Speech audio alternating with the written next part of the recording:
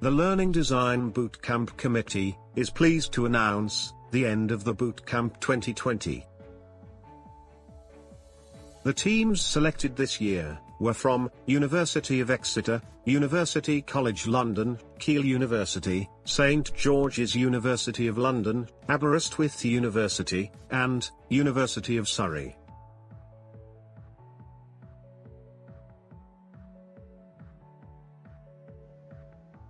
Steph and I were very involved in the development of the learning design model, which sits at the centre of Project Enhance, and there is no doubt that our involvement in the bootcamp heavily influenced this piece of work. So as Karen has shared, we did go through quite a process of transformation at Exeter in how we approach blended and online delivery at the university, and that was something I don't think any of us could have imagined when we started at the bootcamp. In terms of how this impacted our experience taking part in the bootcamp, it's very much been a double-edged sword.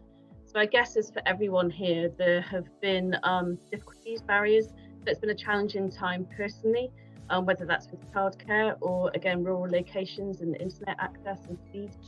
The most profound effect for me of being part of this process of redesign was that I learned to speak a shared language of learning design.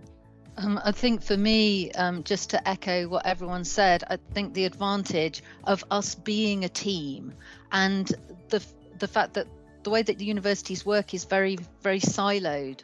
And so that there's professional services and then there's the academics, and we're not really almost encouraged to talk to each other.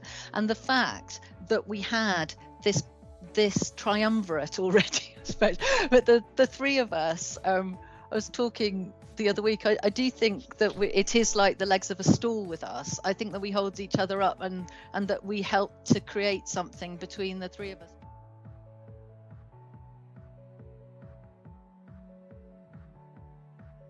We've decided to develop this course conducting remote consultations and triage, and we're going to be doing that on the FutureLearn platform.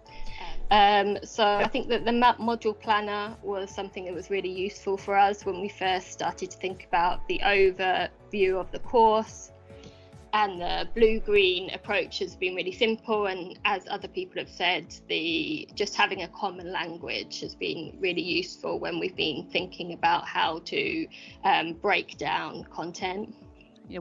So I think we all found the CoDesignS course really helpful, and I think this has been mentioned before, that it gave us this sort of common ground to start talking talking about course design.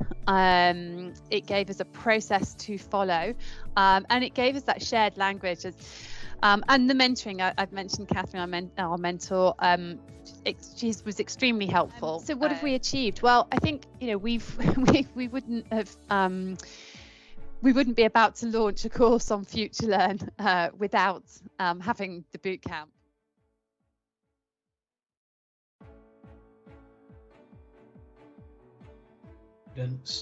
So I think it's been an introspective process for us in so much as that we'd already built something, but we hadn't really used any formal framework to validate how we'd built it. We'd just kind of gone on the experience that we'd built up over the previous decade of delivering distance learning and what our students have told us they like and don't like. But we took the opportunity to take part in the bootcamp because it gave us that opportunity to look at the programme through the framework and work out whether there's some things that we needed to improve. But what we found really useful during the bootcamp, I think, as well as using the CoDesignS framework to look at the program overall, has been the mentoring process with Catherine. I'll echo the huge thanks to Catherine for her input.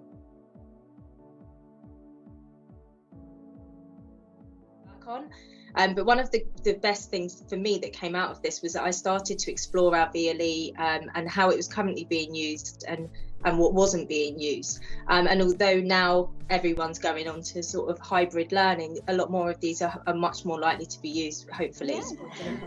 And in terms of next steps and plans to continue designs and developments, though, this is where the positive does come in, because it became very apparent very quickly that actually a team of just myself and Lauren is too small a team. Learning. So I think for me this has been invaluable because, like I say, it's really given me a really concrete framework to work with. And also just finding out what we've got available in our VLE and how it can be used. It's great now that everybody's really thinking in that way, so we haven't got to do that persuading people that this is do it. So in one sense it's helped because it's forced everyone to kind of get up to speed with their mindset.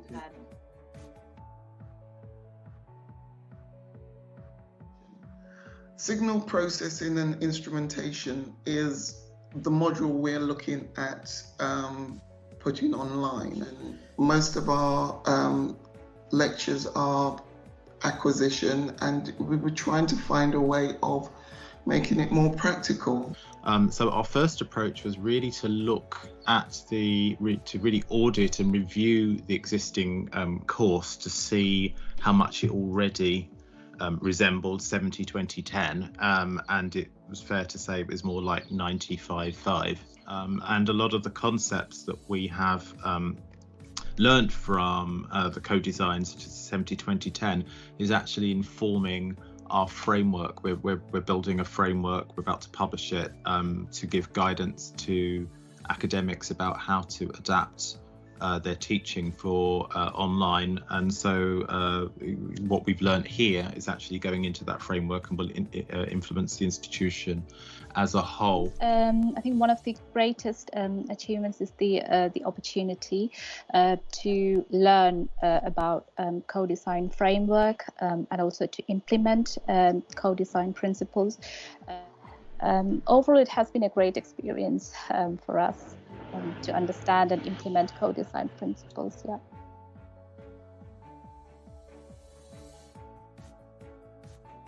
Thanks to everybody today for sharing your experiences this year and reflecting on what you've learnt in what's been really massively challenging times, and it's really inspiring and impressive what everybody's achieved across the sector, and in particular I think through the bootcamp it's been great to see how the bootcamp supported people with developing the partnerships, applying a framework to the design process and developing that common language. So yeah, it's been great to hear about that. And for us at the Open University, it's been the first year that we've been partnering and working with Maria and CEG. So thank you, Maria, for drawing us into that. It's been great working with you all.